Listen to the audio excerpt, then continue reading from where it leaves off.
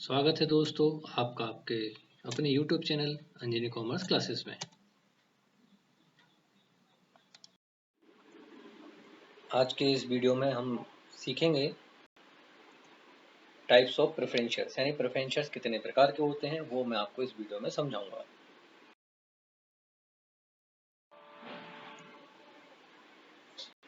Preference shares को 4 categories में divide किया हुआ है। सबसे पहले विथ रेफरेंस टू डिविडेंड, यानी लाभांश के आधार पर। उसके बाद आता है with reference to participation in surplus of profit, यानी जो अतिरिक्त लाभ होता है उसके आधार पर प्रेफरेंस शेयर्स कितने तरह के होते हैं। विथ रेफरेंस टू कन्वर्टेबिलिटी, यानी परिवर्तनशीलता के आधार पर। विथ रेफरेंस टू रिडम्पशन, यानी शोधन क्षमता, शोधन के आधार पर। तो प्रेफरेंस शेयर्स को इस तरह से 4 कैटेगरीज में बांटा गया है।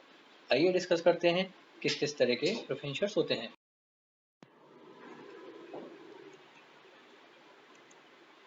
पहला पॉइंट है विथ रेफरेंस टू डिविडेंड। लाभांश के आधार पर प्रेफरेंस शेयर्स कितने प्रकार के होते हैं। उसमें है पहला क्यूमुलेटिव प्रेफरेंस शेयर, जिसको संचयी पूर्वाधिकारंश कहा जाता है। इसके बारे में मैं आपको ये बताना चाहूँगा कि ये वो पूर्वाधिकारंश होते हैं जिनको कंपनी के आर्टिकल के द्वारा ये अधिकार दिया जाता है कि अगर किसी वर्ष कंपनी ने लाभांश का हिस्सा नहीं दिया है तो उस वर्ष का लाभांश अगले वर्ष के लाभांश के साथ जोड़कर दे दिया जाएगा, यानी उन पूर्वाधिकार अंशों को अपने बकाया लाभांश के प्राप्त करने का अधिकार बना रहेगा। Cumulative preference shares are those shares which carry a right to be received the outstanding dividend of previous year on these shares is given by the article of association.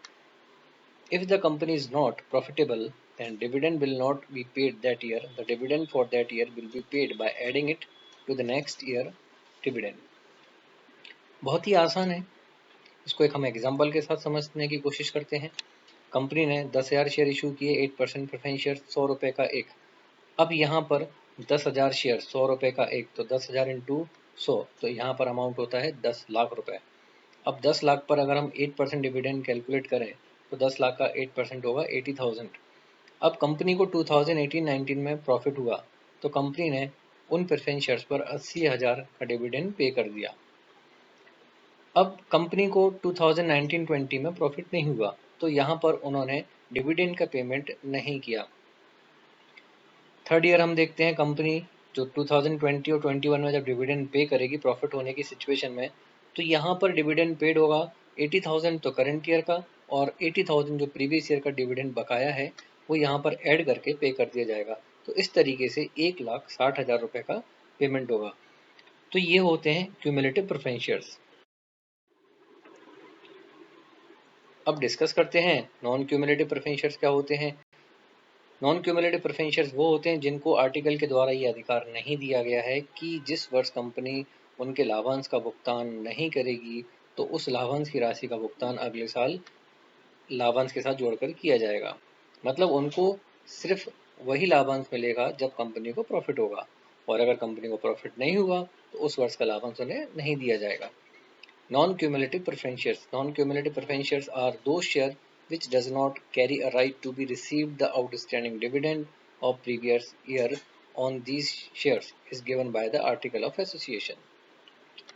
इसको हम एक एग्जाम्पल के थ्रू समझते हैं। Company ने 10,000 share issue किए, 8% preference share 100 रुपये का एक, तो यहाँ पर 80,000 रुपये डिविडेंड का पे करना होगा कंपनी को। अब कंपनी को 2018-19 में प्रॉफिट हुआ तो कंपनी ने 80,000 डिविडेंड पे कर दिया।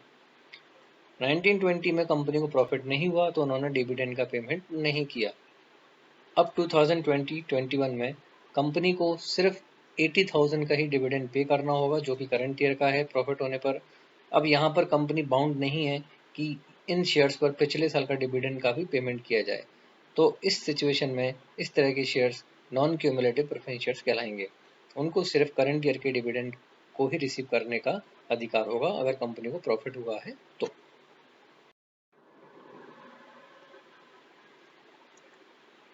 सेकंड कैटेगरी डिस्कस करते हैं with reference to participation in surplus of profit.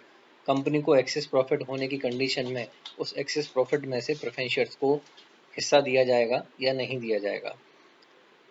तो यहाँ पर दो कैटेगरीज होती हैं, पार्टिसिपेटिंग प्रेफरेंस शेयर्स और नॉन पार्टिसिपेटिंग प्रेफरेंस शेयर्स। इसको हम बहुत आसान तरीके से समझ सकते हैं। प्रेफरेंस शेयर्स को एक फिक्स्ड अमाउंट से डिविडेंड पे किया जाता है। मान लीजिए प्रेफरेंस शेयर्स को 50,000 रुपये डिविडेंड पे किया जाता है उनके शेयर्स पर। अब कंपनी को प्रॉफिट हुआ, कंपनी ने 50,000 का डिविडेंड पे कर दिया।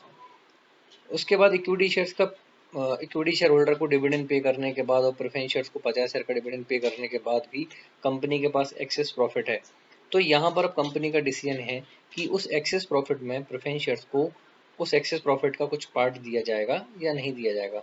तो जिन प्रेफरेंस शेयर्स पर एक्सेस प्रॉफिट में से डिविडेंड पाने का अधिकार होगा उनको पार्टिसिपेटिंग प्रेफरेंस शेयर्स कहा जाएगा, और जिन प्रेफरेंस शेयर्स को उस एक्सेस प्रॉफिट में से डिविडेंड पाने का अधिकार नहीं होगा उनको नॉन पार्टिसिपेटिंग प्रेफरेंस शेयर कहा जाएगा। Participating preference shares if the amount of profit remain after paying dividend to equity shareholder, the company will share the profit to the preference shareholder out of the remaining profit. The shareholder who get this right are called participating preference shares. Non-participating preference shares, if the amount of profit remain after paying dividend to equity shareholder, the company will not give additional portion of profit to the preference shareholder out of the outstanding profit. Preference share which do not carry the right to participate in excess profit are called non-participating preference shares. तो बहुत ही आसान तरीके से मैंने आपको बताया कि participating preference shares क्या होते हैं, नॉन पार्टिसिपेटिंग प्रेफरेंस शेयर्स क्या होते हैं। इसको ब्रीफ में आपको एक बार और बताना चाहूँगा कि एक्सेस प्रॉफिट में से यानी बचे हुए प्रॉफिट में से, बचा हुआ प्रॉफिट मतलब प्रॉफिट में से इक्विटी शेयर और प्रेफरेंस शेयर्स को उनका डिविडेंड पे करने के बाद अगर प्रॉफिट बच रहा है, उस प्रॉफिट में से भी अगर प्रेफरेंस शेयर्स को कुछ प्रॉफिट पाने का अधिकार है तो वो पार्टिसिपेटिंग प्रेफरेंस शेयर कहलाएंगे, और उस एक्सेस प्रॉफिट में से डिविडेंड पाने का अधिकार प्रेफरेंस शेयर्स को नहीं दिया गया है उस एक्सेस प्रॉफिट में से, तो वो नॉन पार्टिसिपेटिंग प्रेफरेंस शेयर्स कहलाएंगे। तो इस वीडियो में मैंने आपको प्रेफरेंस शेयर्स की कैटेगरीज बताई। जो 2 कैटेगरीज बची हुई हैं वो मैं आपको अगले वीडियो में बताऊंगा। इस वीडियो को देखने के लिए बहुत बहुत धन्यवाद। अगर आपको वीडियो पसंद आए तो मेरी वीडियो को लाइक करिए, चैनल को सब्सक्राइब कीजिए। आप अपना ध्यान रखिए। नमस्कार।